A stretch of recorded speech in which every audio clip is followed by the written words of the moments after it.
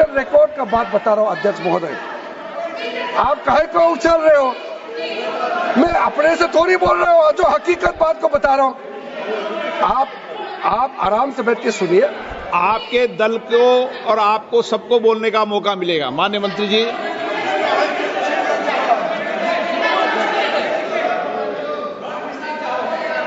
Sir मैं फिर से कह रहा हूं, मैं एक शब्द अपने ओर से नहीं कह रहा हूं, जो घटना है, जो हकीकत है, यही कह रहा हूं।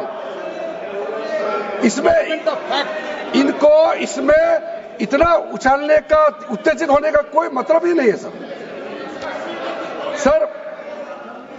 अध्यक्ष महोदय,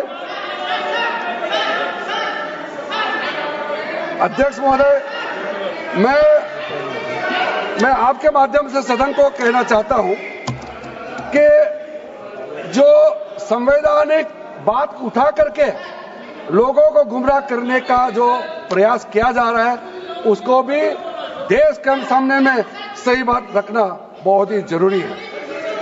एक बात बार बार इन लोगों ने कहा गया है कि ये जो वक्फ अमेंडमेंट बिल है, ये आर्टिकल 25, आर्टिकल 26, आर्टिकल 30 का उल्लंघन करता है करके इन्होंने इल्जाम लगाया। पढ़ चुका हूं, आप पढ़ लो। कभी भी डिबेट के बीच में पॉइंट ऑफ ऑर्डर नहीं होता है, व्यवस्था दे दी है, पंथवा ना कभी। माननीय मंत्री जी बोलिए। अध्यक्ष महोदय, दूसरा विषय इन्होंने समानता का बात उठाया। आर्टिकल 14 का इक्वालिटी को लेकर के उन्होंने सवाल उठाया, उसका भी मैं जवाब देना चाहता हूं अध्यक्ष महोदय। ये कोई तरीका नहीं है।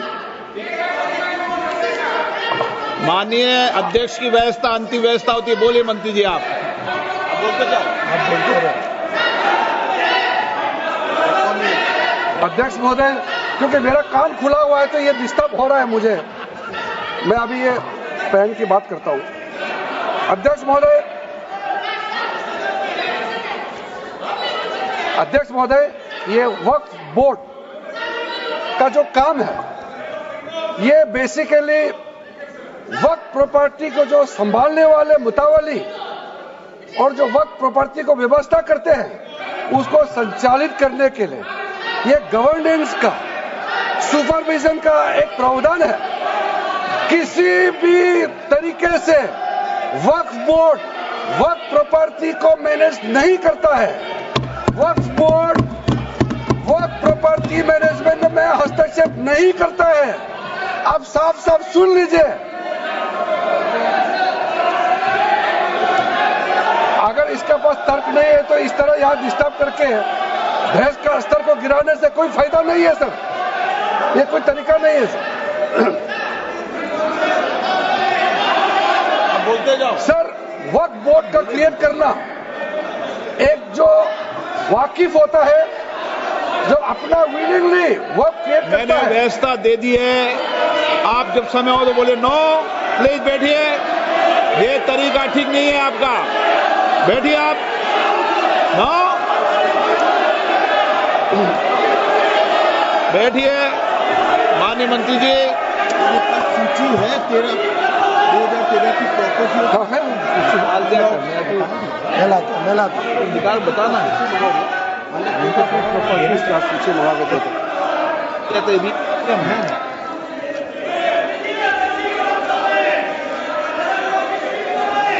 अध्यक्ष महोदय, सबको बोलने का मौका मिलने वाले हैं, तो कम से कम बात को शांति से सुनने के बाद आप अपना बात रखिए। ये कोई तरीका नहीं होता है सर।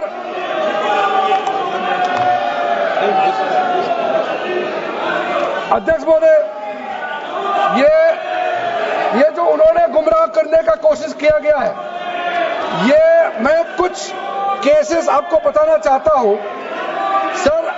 आप देखिए आर्टिकल 25(1) क्या कहता है, संविधान का अनुच्छेद आर्टिकल 25(1) कहता है, subject to public order, morality and health, and to the other provisions of this part, all the persons are equally entitled to freedom of conscience and the right freely to profess practice and propagate religion. Sir, government किसी भी धार्मिक व्यवस्था को, किसी भी religious institution, कोई धार्मिक काम में हस्तक्षेप करने नहीं जा रहा है, ना ही वक्फ बोर्ड किसी धार्मिक स्थल का व्यवस्था में कोई भी तरीके से हाथ डालने का प्रावधान है, बिल्कुल नहीं है। सर, आप अगर हम कोई नमाज, सर ये क्या झूठ बोल रहे हैं? ये कॉन्स्टिट्यूशन, हम कॉन्स्टिट्यूशन का प्रावधान पढ़ रहे हैं, फिर भी झूठ बोल रहे हैं। ये कॉन्स्टिट्यूशन को नहीं मानते हैं।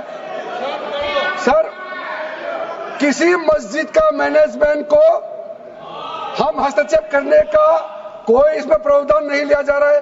एक मिनट माननीय सदस्य, आप भारत की संसद में बैठे हो, गरिमा मर्यादा बनाए रखो, बैठे बैठे टिप्पणी मत करो। हाँ, आपको जब मौका मिलेगा आप अपनी बात कहना, बैठे बैठे टिप्पणी नहीं कर सकते। ये संसद की मर्यादा नहीं है, ऐसे नहीं चलेगा सदन। सदन व्यवस्था नियम से चलेगा। किसी भी व्यक्ति को बैठे बैठे कोई भी सदस्य जो बोल रहा हो उसके बीच में टिप्पणी करने का अधिकार नहीं है। माननीय मंत्री जी। अध्यक्ष महोदय जी, ये वक्फ बोर्ड का जो प्रावधान किसी मस्जिद, किसी मंदिर, किसी धार्मिक स्थल का व्यवस्था का कोई लेना देना नहीं है। ये सिंपली एक प्रॉपर्टी का मैनेजमेंट का विषय है।